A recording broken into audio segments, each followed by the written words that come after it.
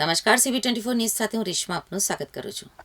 રાજ્યમાં dam, canal, તળાવના નિર્માણ, મરામત તેમજ catch the rain Sujalam Sufalam જળ અભિયાન 2.0 અંતર્ગત ₹10.83 કરોડથી વધુ કિંમતના 15 હેવી અર્થ મૂવિંગ મશીનરી તથા નિરીક્ષણ વાહનોનું આજે શ્રી ઈશ્વરસિંહ પટેલના હસ્તે ફ્લેગ ઓફ કરાવી પ્રસ્થાન કરાવવામાં આવ્યું. જળ સંપત્તિ મંત્રી શ્રી ઈશ્વરસિંહ પટેલે જણાવ્યું હતું કે મુખ્યમંત્રી શ્રી ભૂપેન્દ્ર પટેલ, નાયબ મુખ્યમંત્રી શ્રી હર્ષ સંઘવીના માર્ગદર્શનમાં વર્ષ 2025-26માં જળ સંપત્તિ વિભાગની યાંત્રિક પાંખ દ્વારા ₹1,83.83 લાખના ખર્ચે વિવિધ પ્રકારની મશીનરી અને વાહનોની ખરીદી કરવામાં આવી છે. આ વાહનો દ્વારા રાજ્યના વર્તમાન ડેમ, કેનાલ, તળાવ બનાવવા, દુરસ્ત કરવા તેમજ વડાપ્રધાન શ્રી નરેન્દ્ર મોદીના સ્વપ્ન સમાન catch the rain Sujalam Sufalam જળ અભિયાન 2.0 અંતર્ગત કાંપ દૂર કરી તળાવો ઊંડા કરવા, કેનાલોની મરામત, સાફ સફાઈ, પૂરના પાણીને નડતરરૂપ અવરોધો દૂર કરવા, પૂર રાહતની આકસ્મિક અને આવશ્યક કામગીરી, જળ સંગ્રહ, જળ સંચયની કામગીરી સુચારુ રૂપે ત્વરિત કરી શકાય તે હેતુથી આ આધુનિક હેવી મશીનરી ખરીદી કરવામાં આવી છે.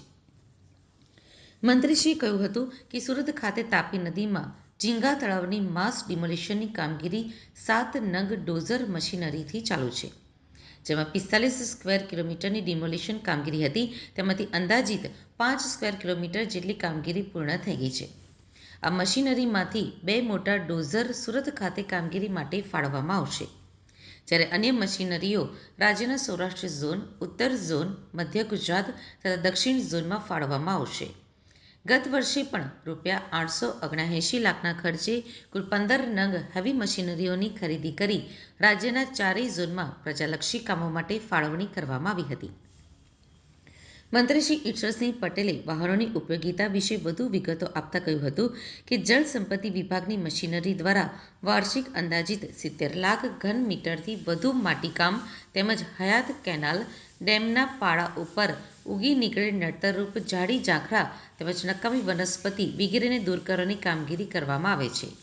તદુપરાંત ગામ, તળાવ નવા બનાવવા, છીછરા થયેલ હયાત તળાવોને પુનઃ ઊંડા કરવા તેમજ પૂર દરમિયાન ડેમના અને કેનાલના ક્ષતિ પામેલ પાળાઓની મરામત કામગીરી કરવામાં આવી છે. આ કામગીરીથી ડેમ સલામતીમાં વધારો થશે અને ગામ તળાવોની જળ સંગ્રહ શક્તિમાં વધારાની સાથે પાણી સંગ્રહ પણ થશે. ગાંધીનગરથી મંત્રીશ્રી દ્વારા પ્રસ્થાન કરાવવામાં આવેલા વાહનોમાં ₹103.38 લાખના 4 બેકહો લોડર, ₹106 લાખના 2 crawler type hydraulic long reach excavator, ₹143.31 લાખના 3 નંગ crawler type hydraulic excavator, 0.9 × 1.0 cubic metre capacity, ₹62.64 લાખના ખર્ચે 2 crawler type hydraulic excavator, 3.4 cubic metre capacity, ₹277.50 લાખના 2 નંગ ક્રાઉલર બુલડોઝર BD50 તેમજ ₹391 લાખના ખર્ચે 2 નંગ હાઇડ્રોલિક બુલડોઝર BD65 એમ 15 વાહનો મળીને કુલ ₹1,083.83 લાખની રકમ ફાળવવામાં આવી છે. રાજ્યના મુખ્યમંત્રી આદરણીય શ્રી ભૂપેન્દ્રભાઈ પટેલ અને ડેપ્યુટી મુખ્યમંત્રી શ્રી હર્ષભાઈ સંઘવીજીના નેતૃત્વની અંદર મારા જળ સંપત્તિ વિભાગની અંદર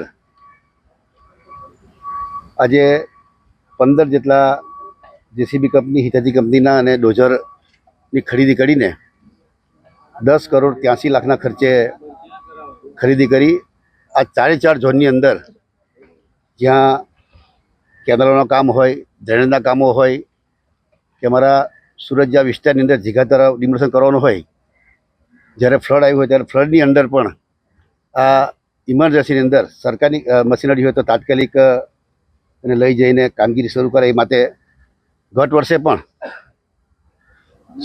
8.79 લાખના ખર્ચે 15 નંગ લીધા હતા. આ વખતે એમ કરીને ગુજરાત સરકારની પણ પોતે ખરીદી કરીને અને જ્યાં જ્યાં જરૂર પડે ત્યાં મશીનરી ઓછી પડતી હોય ત્યાં એજન્સી દ્વારા પણ આ કામગીરી કરવામાં આવી રહી છે.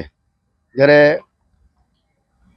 દક્ષિણ ઝોનની વાત કરીએ એની અંદર પણ 43 કિલોમીટરના ડ્રેનેજના કામો, સફાઈના કામો પૂરા થયા છે કામગીરી ચાલુ છે.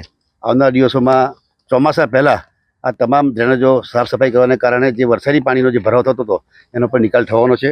અમારા જ્યારે ડેમોની કામગીરી કરવાની હોય, એમાં સિલ્ટિંગ કાઢવાનું હોય, ફ્લડ વખતે જરૂર પડે ત્યારે આ મશીનરી દ્વારા કામગીરી થઈ શકે એ માટે રાજ્ય સરકાર પર કટિબદ્ધ છે.